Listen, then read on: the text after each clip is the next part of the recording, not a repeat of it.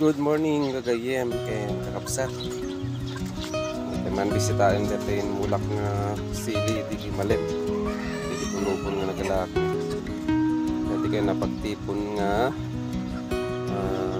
taban kin reni, bell peppers. Siya tinanim. Ayan, may akit nagtakder na net, nakatakder na ako. Lang mo ano madamdaman mo mainitan ta. Para saan tang ako malaylay. Marami takipag mulaan dito. Kumuha ako ng taniman. Dagdag ako ng lupa kasi pag umuulan dito eh naabot. Ito mga sinauna. Bulak-bulak no. Yan. Hinog na rin yung iba.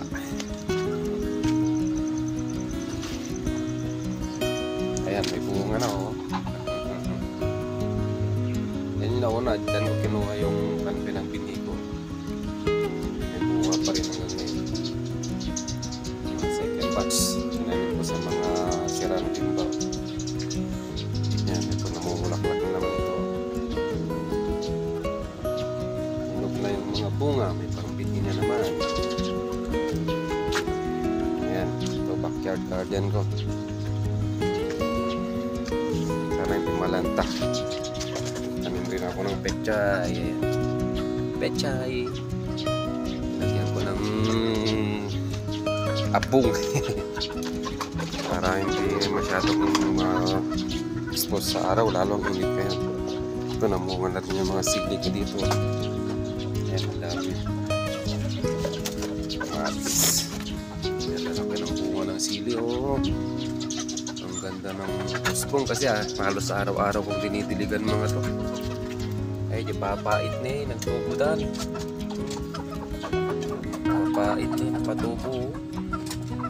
See? Sabi din eh. Ayan. Lagi po ko na nagatubo ko na nakamatis.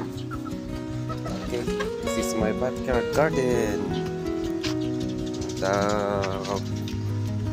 Nga rose sa kaalo, so kaya nasawin ano kaya ito eh, so times 3 12 parang biyag namin